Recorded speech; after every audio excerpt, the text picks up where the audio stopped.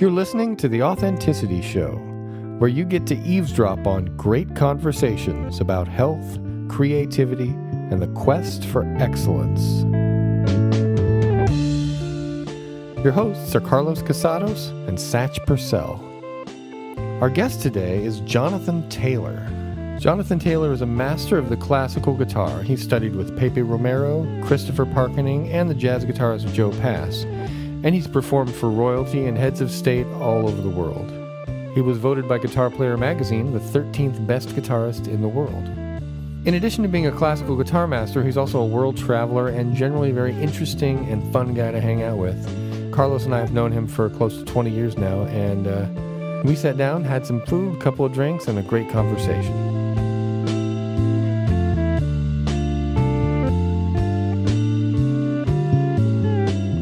Satch Purcell.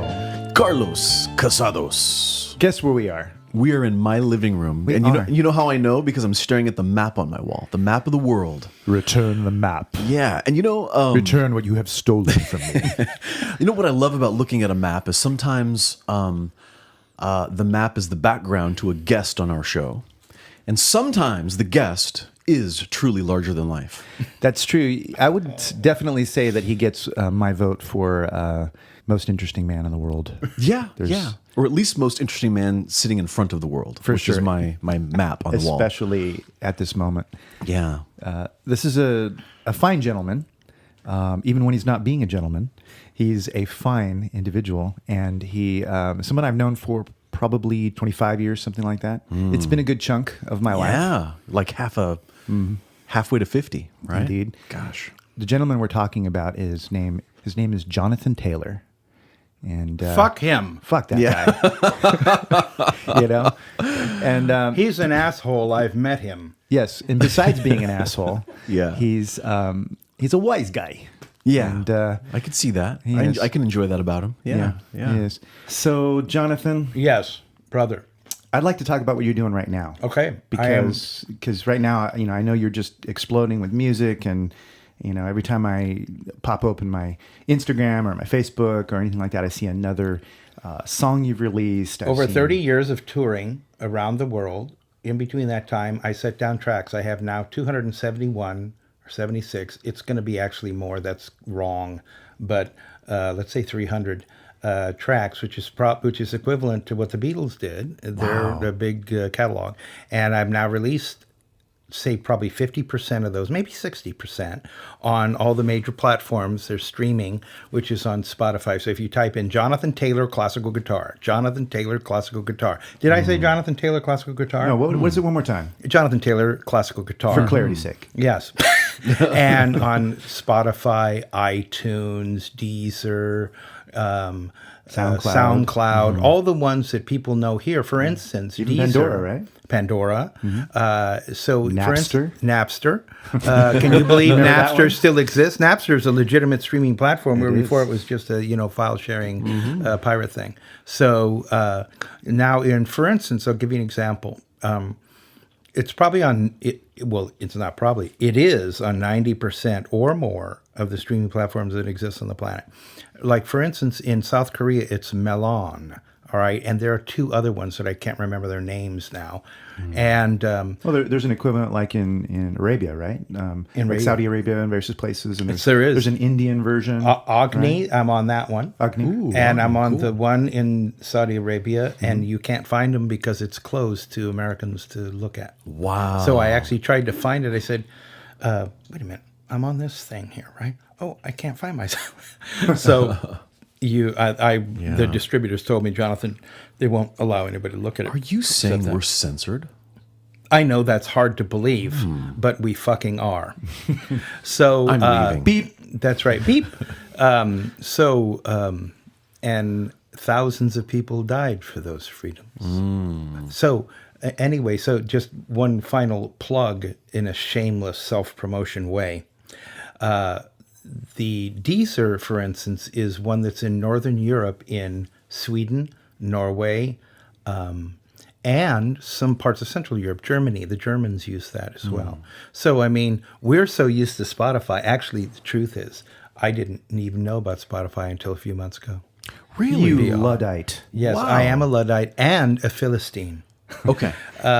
Which you read is the why I Philistine like this. prophecies? Well, yeah, I think I've translated them in 7 languages. I'm actually a Philistine because I like this 12-year-old rum that our dear brother Carlos got us here.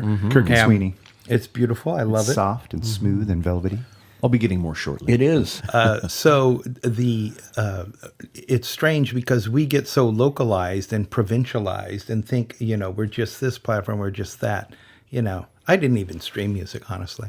I have friends. I actually listened to Pandora for 10 years, but I didn't know a lot about it. Well, everything you have was on an actual record album or a cassette tape. Right? At those time periods, back in the day, I was on the Empire Master sound label in the 80s in Europe, which had Yehudi Menuhin or other prominent classical artists on it. Actually, George Shearing, the great jazz pianist. And I was on Mark 56. And Pam Parsons, I had management back in the 80s with. She managed George Shearing, who people may or may not know if they're into jazz, but he's a great jazz pianist.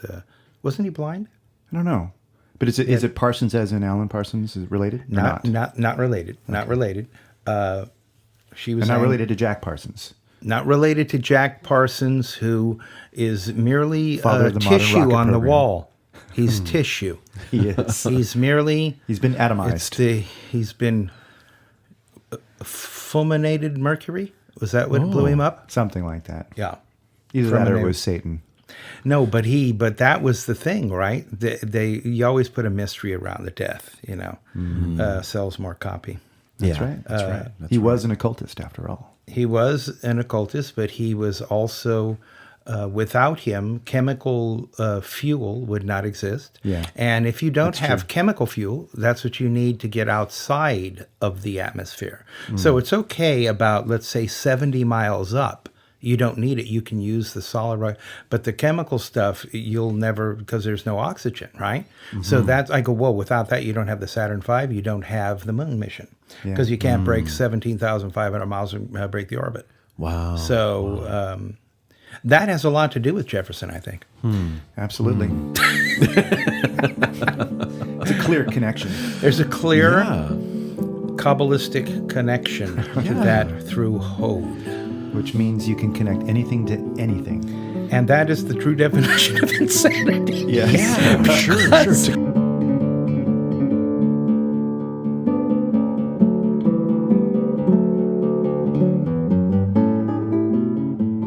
Carlos, ask away. All right. I do have something to ask you. Please do.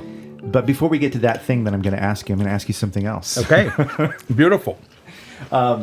Tell me about how you got into music first, because this is kind of like important, and I don't really know this. Okay, so at 4 years, the bio says 10, but at 4 years old, I just started picking things on the ukulele because my little fingers, of course, couldn't have another instrument, right? And humming around the house. And that at 10, I got a half size, I was going to say 3/4, but half size guitar. My aunt bought me, and started to listen. And all musicians learn by ear before they read music. It's the most normal thing in the world. And then you refine your understanding. It's just like language, right? You speak before you write. And the reason for writing is to pass down the tribe's experience to the next generation, whatever that is. And that experience is then in written music or language, doesn't matter. And so then I started to study seriously, study with 2 or 3 prominent artists of the last century, one of them Christopher Parkney, the other one Pepe Romero, who I used to go to his house and take lessons for about 5 years during my college years. And I studied with Christopher Parkney. Correct. In a master's class. And Pepe Romero. Correct. Wow. And then I studied also with Frederick No, who was actually very instrumental in what I call introducing me to the repertoire.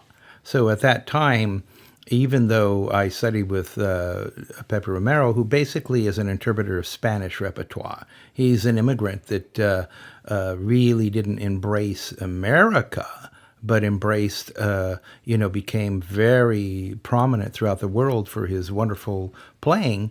But he basically plays a Spanish repertoire and not other things, where I am of a different kind of ilk. Pepe's a flamenco master, right? He but was also classical? Both. Yes, that's right. Exactly. That's exactly right. Okay. But what I did with the catalog is I transcribed I did what I call the basic repertoire of the instrument. The masterpieces, right? Rosignani, Giuliani, the Leand, Oliver knows all this stuff, and Recuerdos and all those things. But then I did many different transcriptions of pop pieces because, unlike many other players in the world, I am an American. So I have a different experience. Every person has a different experience. If you grew up in Venezuela, you'd be a lot different than if you grew up in Nairobi, like your wife. Yeah, so that's interesting. So yesterday, in preparation for our meeting with you now, I went onto Spotify and I listened to your album, the one with the gem. It's called Gems or something like that. Gems, Volume 1. And I looked at the titles. I thought, these are all pop songs. They've never been transcribed for classical guitar before, Wow. ever. And I started listening to them, and I quite enjoyed them. But what's funny is I had my opinions as to which ones I was going to enjoy, and I was a little bit surprised at which ones I actually enjoyed the most. Very interesting. The song that I almost skipped over was Satisfaction. Oh, Because I don't have anything against being satisfied. being satisfied or the Rolling Stones, right? But you don't have anything against Mick Jagger being a old queen. Yeah, exactly. I had nothing against them, but I typically skip through their songs, and I thought, oh well, let me just listen to it. And I think it was my favorite one on there. It was such a cool interpretation. I loved it.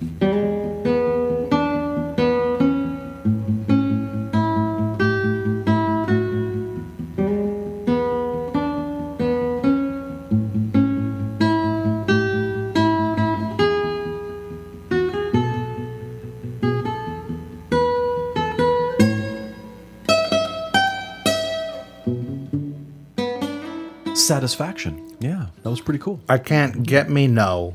No. Him and David Bowie would go out a lot partying, and Bowie would go because they were kind of, AC/DC. Okay. And that's their lifestyle. And Englishmen and the Queen and that whole thing, right? Because they got that going on. They love their royalty. I had an English Royalty girl checks or the royalty. they love the royalty checks. That's for sure. Do you know? And that's why Mick is probably worth $500 million in Keith, because Keith woke up in the middle of the night and wrote that riff. Oh, that's right. It came from a dream or something, didn't it? It came up in the middle of the night, and I go, well, that's why Charlie Watts and is it Wyman, the bass player? I go, that's why they're only worth like 60 million, because of touring and revenue from that. But but when you have total copyright ownership, but also it's a record company. And now, like for instance, I'm like the only classical guitarist in the world that owns their own masters. Oh, all right. Really? Everyone else, not the brave new world of streaming. I go, well, the record companies are shaking in their boots. Because I go, what do they have to offer? A budget for advertisement. For getting more exposure. I go, they can offer you that, but they can't offer you distribution. I go, what do you mean? I've got freaking 90% of the market already distributed to. So what do you mean? You can't offer me that. Can't offer me production because I've already done it. They're done. Yeah. They're on acetate. Yeah. Actually, they're not. They're on digital files. But, so it's a different world, such a brave new world. And people think about streaming now, and they do it, and I go, well, you think it's free, but you're paying $10 a month to get anything you want, or $7, the premium services and that. And I go, but that's the brave new world, and that's how things are panning out here. What the next step will be, who the hell knows? I don't know. Nobody downloads. Yeah. Downloading vinyl CDs are 15% of revenue in the record sales market. So I was on the first MP3 site, actually. Wow. San Diego. Wow. MP3.com. Wow. Many moons ago at Kemosabe. So you've seen an interesting time because you began all this during the times of records and tapes. And The now record it's all company, the streaming. kind, I was in Sam Goody and Tower Records, and that was the big whoop back in the day. And I was with Mark 56, and I'll tell you about that company. It's interesting. They own the most interesting assets that you can possibly imagine. They owned old slave recordings that had been at the very advent of Edison, and they owned the original tinfoil Edison recordings. Maybe they're in the Smithsonian now, but they own Mary Had a Little Lamb, which Edison sang into his gramophone, right? That's right. Right. Wow. And they own the radio shows of Superman, the old radio Superman radio. They own the most interesting assets. I was in the vault once when I signed up with Mark 56. So it was an interesting trip. And then I had in Europe, as I mentioned before, Empire Master Sound. And that was an interesting trip to go over there and bring them. Believe it or not, I flew over to Europe and to bring them the master tapes. Wow. Literally, I mean, today now it's just a joke, Click. right? Yeah. Just click. Exactly. It's That's a joke. amazing. Attach it to an email now. That's right. Yeah. It's all so Upload it different. to And I go, oh no, virtual well, how am drive. I going to get it there? I'm not going to trust the mail. Yeah. Right. Oh, yeah. I mean, forget that. Wow. Did you have a handcuff attached to a briefcase? Handcuff? Yeah. If it got with- separated from you, it exploded. From DB Cooper, and then I jumped off and got the money. No. A blade Yeah. in your boot that, I had that a- snaps I out with had a click of your heel. Oga And a crab- cyanide pill in your armpit. Cyanide pill that I crushed, and I said, "Hail Hydra!" Hail Hydra. That's what That's I right. mean. Hail Hydra. I click that, and I chew it, and I go, "Hail Hydra!" Remember Dune? Duke Atreides. Duke Atreides. Yeah. The tooth. The tooth. Yes. Bites the tooth. By will alone, I set my mind in motion. By rum alone? Is that what you By said? rum alone. I said, no, I have my rum over here. No, I have, what do we have? What is this one? This Carlos? is another. You rummy you. This is another rum from Beautiful. Barbados. No, Dominican Dominican Republic. Yeah, Yes. the other one was from. Love it. So do you want me to tell you, I'll tell you, won't tell you a rum story, but I'll tell you, This is also Dominican. I'll tell you Both Dominican. a Barbados, the guy, one of my students in Barbados when I taught master classes down there and did a lot of tours and performances and that, worked in the fields and had a machete, and he said, "Jonathan, come here." And he took me in his car and went out to the middle of a frickin' sugarcane field, and he chopped that sugarcane like you can't even believe. I mean, he took a sugarcane and he made me a sugarcane drink. I took one drink of that and I was about passed out. Wow. Right. I mean, talk about a sugar high and then a sugar down, right? Yeah. And like pure sugar. Yeah. Sugar And juice. but he, they know how to strip the sugar canes like in seconds, right? With the machete work and that. Yeah. And otherwise, I would have ended up like Jason. Wow. Victim of Jason. I knew a guy who was Cuban. He's a fellow occupational therapist, and he said that his father, when they were living back in Cuba, his father's sister, I believe, was over here, had made it over here, and was sick, and was dying, and he sought permission from the government to come visit his sister, and the government said, well, you can go, basically, but if you do, when you come back, you lose your job. And he had a really good job. And they said, you'll spend the rest of your lives working in the sugarcane fields. Wow. And he said, basically, F you, man, I'm going to go see my dying sister. And he did. They let him go. He came here. He was with his sister when she passed. He went back. They stripped him of his job. They put him in the sugarcane fields, and he had to work from before the sun was up till after the sun was down. And my friend said that he barely ever saw his dad again because of that.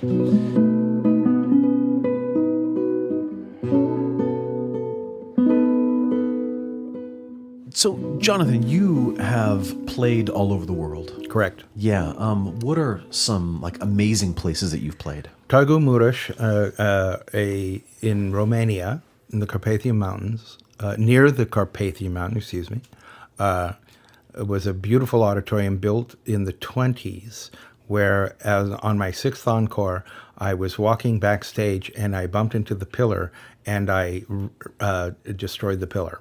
Oh, gosh. So you had to make your mark, right? Yeah, that's for sure. And it plotted, and if it would have hit me, it would have done some real damage.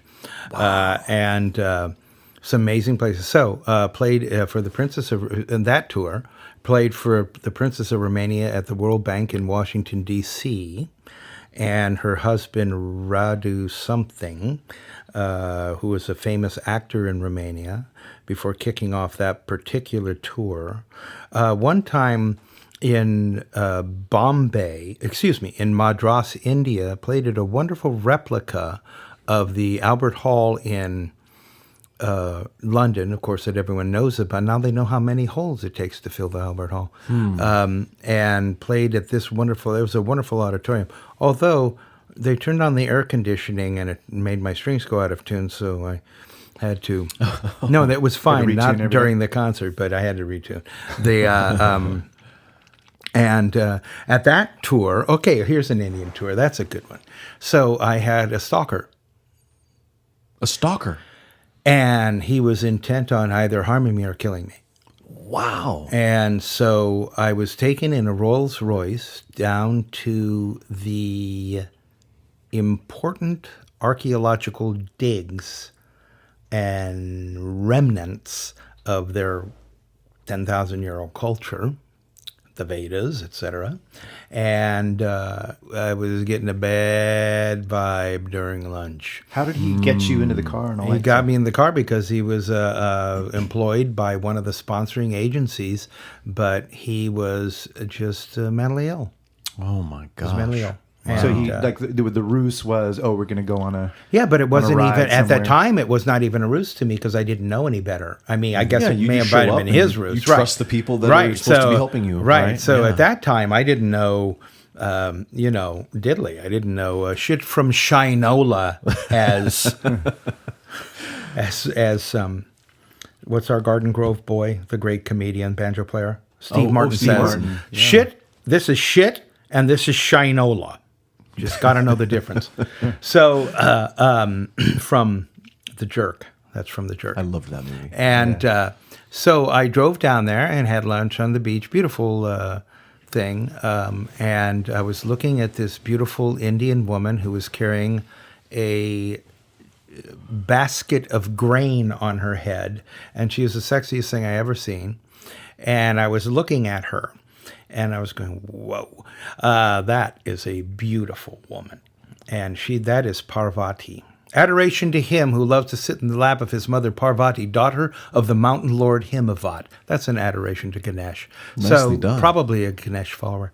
So adoration to him who has distinguished matted hair. And so there I am in India, and this guy is frickin' weird. And I'm sensing very negative things, very bad things, like I'm really in big danger. And finally, I did what I call a bravado. And I said, I'm a lot stronger than I look. And I let him know that if he was going to try anything, he'd pay a desperate price. And that I, unlike some people, actually do have a killer instinct. And if it comes to that, I wouldn't harm a fly. All right. But if it comes to that, I go, well, I'll do whatever is necessary. Just trust me. And so he got a serious message. And I told the promoters, I said, he is not to be at the concert. I was afraid of him trying to run up on stage or do something weird. And I said to the promoters, I said, I have never not done a concert that I contracted for, ever. And I go, if he's in the audience, I won't do it. And I'm not a prick, okay? I'm a really okay guy, and I live up to my word. Yeah, you just prefer to live. Yeah. But I go, I know what's going on, and I'm not crazy either. Only in a good way. Yeah, sure. Only crazy in a good way. Nutty's fine. Yeah, Crazy, nutty's, no, yeah, that's different. crazy Yeah, bad. So that was part of my Indian adventures, and I tell people, had I landed in Calcutta first, and I didn't. I landed in Bombay and played Pune, where Gandhi was interred, and where Rajneesh's Osho, his ashram is there, and I said, had I landed in Calcutta first, I probably would have gotten back on the plane. Because most people don't understand how bad it is. Yeah, it's poverty, unclean. Yeah. It's poverty like you've never seen in your life, especially American life. Yeah. And I go, you can't even understand. I go, on my way in from the airport in a Rolls Royce, because the airport's out of town, right? And you have to drive back and drive into the town. When the sponsors picked me up, and I like literally hundreds of children with their arms cut off and just terrible stuff, yeah.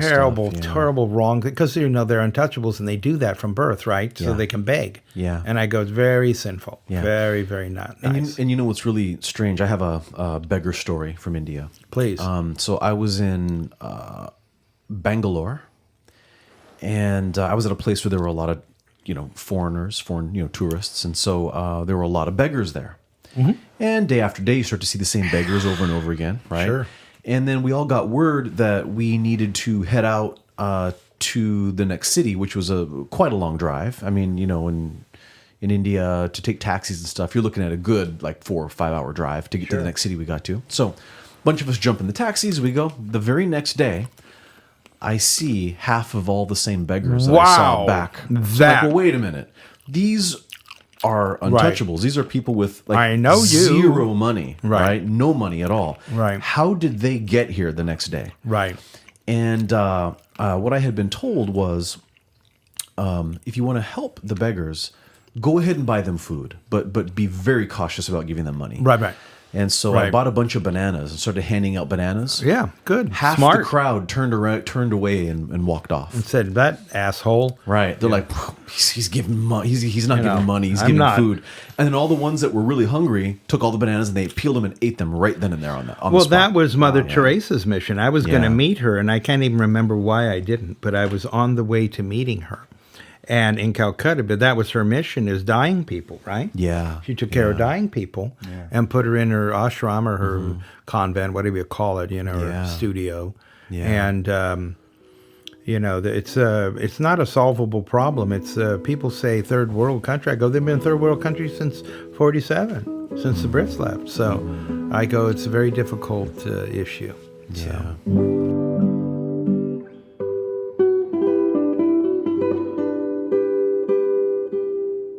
In South America, I was in the Amazon, and I was playing in Belém, Brazil. And Carlos knows this story, I think. And I was being introduced to the city because there was a concert that evening. It was a way to advertise. There was an outdoor stage. Not that I played on the outdoor stage. I was being introduced there, and then there was an auditorium later that evening I'd been playing in, and introduced me to the audience there to get more people coming to the concert. And so, you're in a social situation, and they offered me their national drink or soup, their national soup. It's kind of like a goulash. Okay. And, here, Mr. Taylor, have some of our blah, blah, blah, blah. And so I knew when I looked at that, one of my genes in the back of my head, my reptilian brain, said, don't eat that. And of course, I overrode that genetic command. Because of social pressure. That's right, because of social pressure. And I said, oh, how delicious, right? In a swirling, hurdy-gurdy man playing an accordion way. And I knew that that was the wrong decision. And so I took it, played a great concert that evening. It was the best concert of the tour, actually. But I was starting to hallucinate halfway through the concert. Halfway through the concert, I was Timothy Leary on L. I was I was Hunter S. Thompson. I was right. Oh my I gosh. was Jimi Hendrix on one of his binges. Yeah. And great concert, wonderful. And I had contracted cholera. My So goodness. cholera is not good for children and other living things. Yeah. Right? And so I was insanely, so to tell you guys, I was so thin anyway, because when you do a tour, you lose 5 pounds every concert. Right. When Elvis used to put black out the windows in the Hilton or whatever where he was staying and doing his shows and that, I go, you don't understand. you've put out tremendous amounts of energy, tremendous amounts of energy. I go, you've just had 2 hours plus time afterward with audience, the green room and, greeting people and that. And I go, you've put out like an equivalent to like 10 times your normal energy output. And I go, I would lose about 5 pounds per concert. That's amazing. Yeah. Wow. And I was like a bone anyway. At that time, I was like a bone. And I could see my ribs, like that type of bone, right? Yeah. And so where did I spend the next week? Well, on the floor of my hotel room, and I was dying. Yeah. So I would cholera will do that to people. And so people say, what happened? I go, well, I had flying monkeys out of both ends. Yeah. Brazilian flying monkeys. Oh gosh. So, by the way, yeah. in Chinese medicine, they call cholera because of the intense diarrhea. They call it sudden turmoil disorder. Boy, and that's for sure. Perfect. That's for sure. I'm telling you something that when you go through that experience, I go, you don't even know you're you. I go, your ego, it's like when I went down the Amazon, as I'm going to tell you about in a minute, you look at those boa constrictors that are just, you can't believe how thick they are. And I go, you realize you're part of the food chain. And I go, your ego just goes right out the window because you realize you're part of the big all. And so when you have that cholera thing, I go, you're not even you. You're your animal you. You're your reptile you. I go, who you think you are? Oh, he plays classical guitar. It doesn't mean anything, right? Yeah, no, doesn't he mean shits monkeys, anything, right?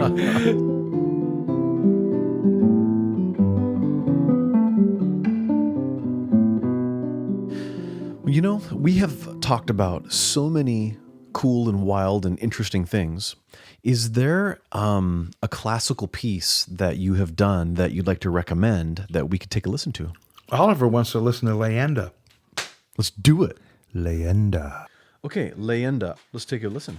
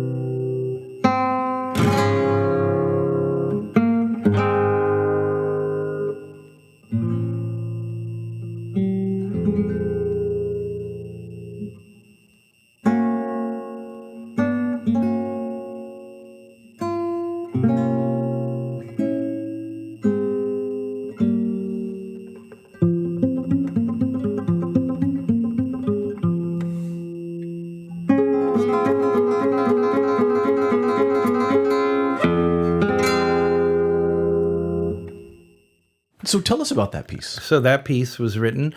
Albéniz was a parlor musician in the sense of what Satie was in the 20s when he was writing the Gymnopédies and the Gnosioms and the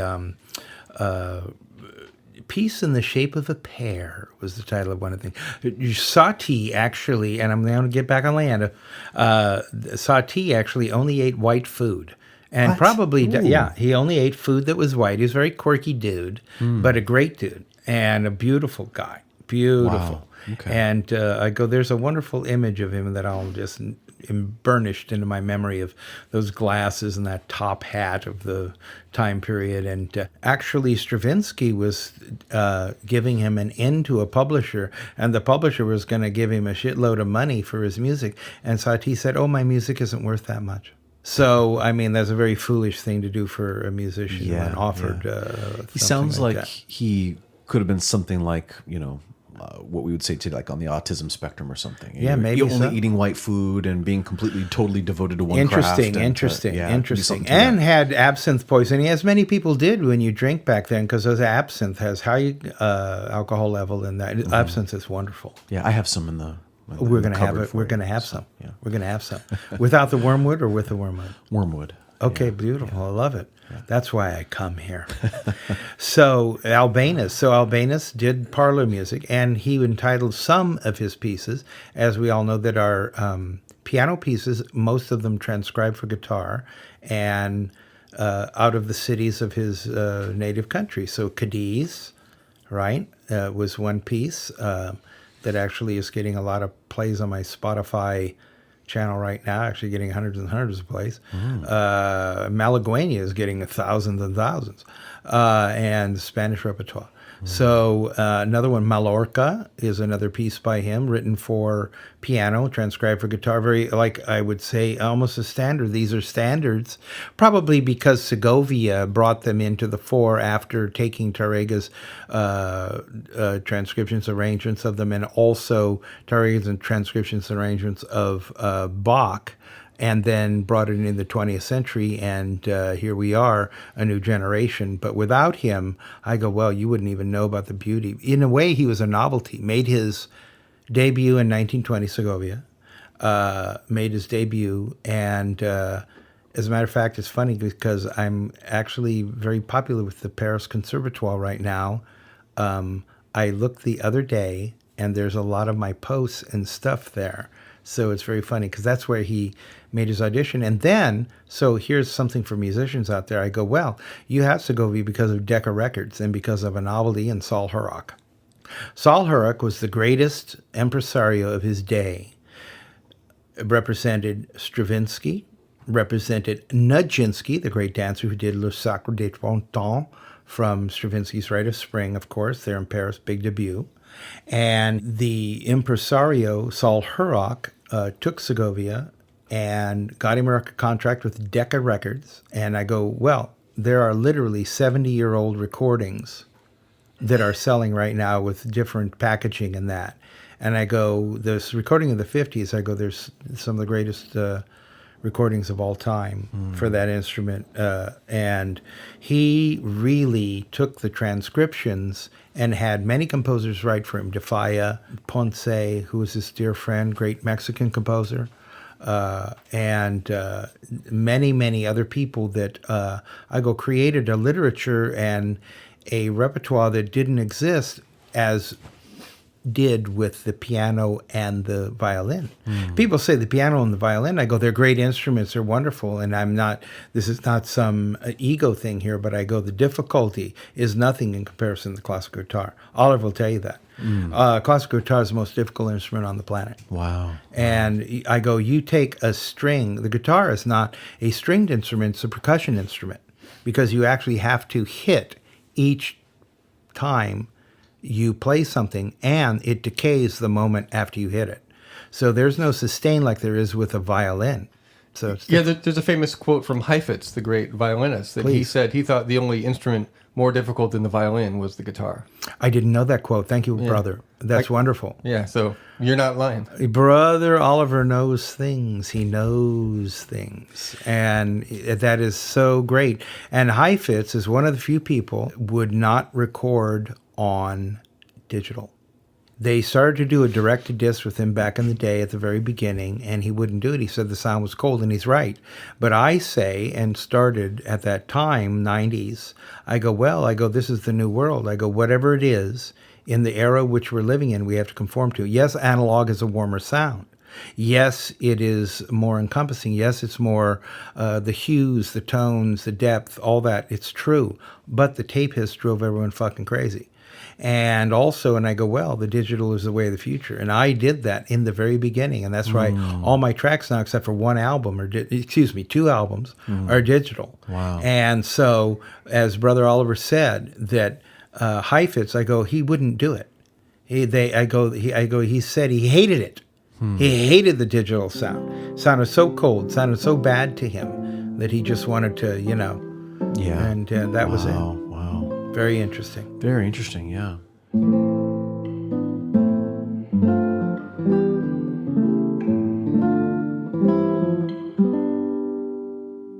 I did want to ask you about your mom.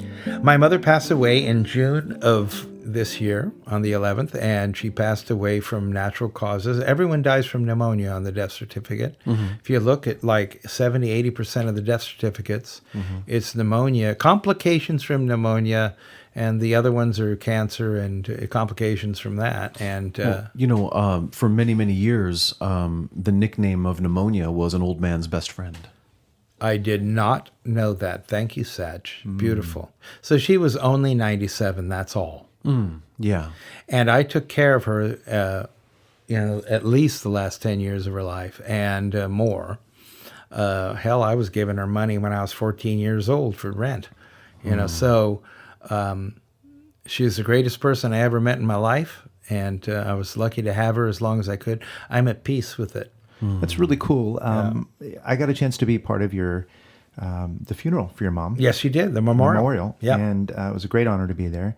And he spoke, and he had a wonderful thing, and I love Brother Brother Carlos, give me another rum. Brother Carlos, and he did a wonderful job, and he helped in many, many ways, more than he knows. And he brought a whole big bottle of bourbon. Nice bourbon. Kentucky bourbon. But the thing is that I'd met her a couple of times, but I didn't really know how amazing she was historically. I mean, the stories you told at the service blew my mind, and I just thought, coming from one of the most interesting people I know, and you have one of the most interesting mothers I've ever heard of, it makes sense. But I just wondered if you might share a couple of those things, just because she's so much a part of who you are, and I can really see a lot of her character and her boldness and her confidence kind of coming through in who you are. My mother was a private investigator in the 60s. I called her Honey West, who many people may know from that time period of show with Anne Francis. And she had many, many adventures. She, one time, she was really on the cutting. It was one of 13 women to have her own private investigator license. Worked for Sir Harry F. Lawrence before that in Corona del Mar to get her training. And at that time, cops used to hire private investigators. I know it's hard to believe now, but they used to do that because the laws were different for PIs than they were for cops, and PIs could do more things than the cops could do. So it would like behoove them to get the case closed, to get what's going on. So one time she was hired, and she was a plant in a plant, meaning a manufacturing plant, where they manufacture the plastic coverings for the Titan missile, which actually people think it's a metal. I go, it's actually plastic because it's so light, you get more speed, so the speed can make the missile go faster and maneuver better in that. And so there were foreign agents trying to steal that formula. And she was sent there, and she was so frickin' beautiful as a younger woman. She was like insanely beautiful.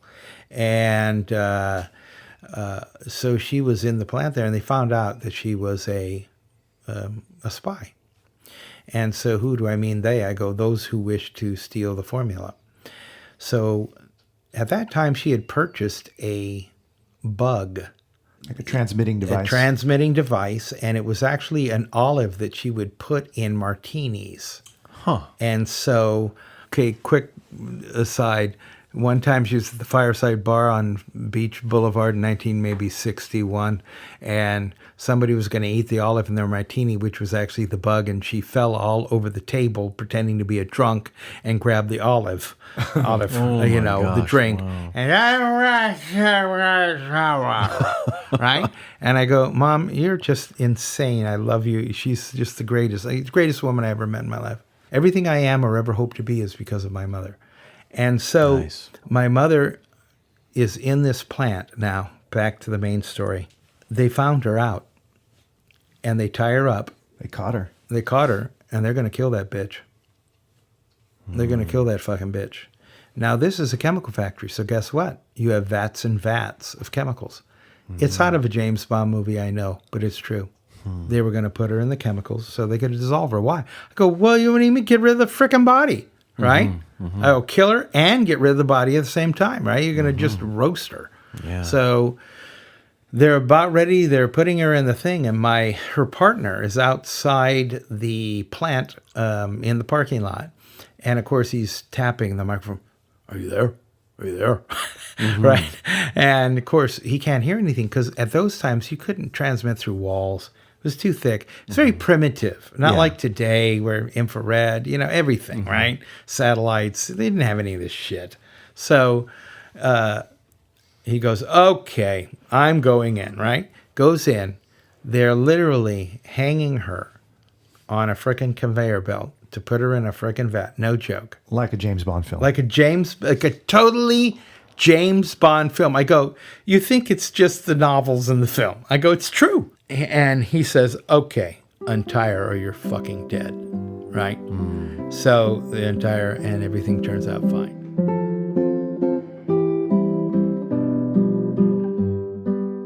So, what was something that your mom taught you that you carry with you always? That's a great question, Brother Carlos. Great question. My mother taught me how to love people. She knew that our path here is that. Never an angry word to me. There was never a hostile, angry, hurtful word. You don't need to say hateful, ugly things to people. And I think my mother taught me that that's going to get you nowhere. Very nice. Nice. Thank you. You're welcome. Awesome. Wow. Well, thanks, guys. Yeah. Everyone. Hey, definitely. And gal, guys and gal. Guys and gal. Ms. Tina. Yeah. This has been great. Oh, and of course, Persephone. Yeah. And well, Brother Oliver, whom we have heard from. How about some rum? Want some rum? Okay. I didn't get any. I wish I would have been offered some, but I had none.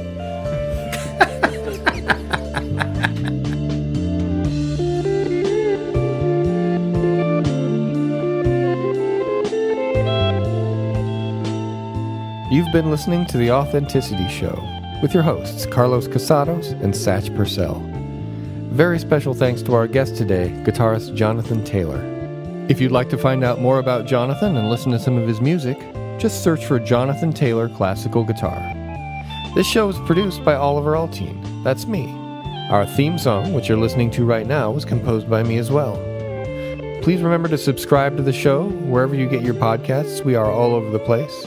And you can find our website at authenticityshow.com. Thank you very much for listening and have an authentic day.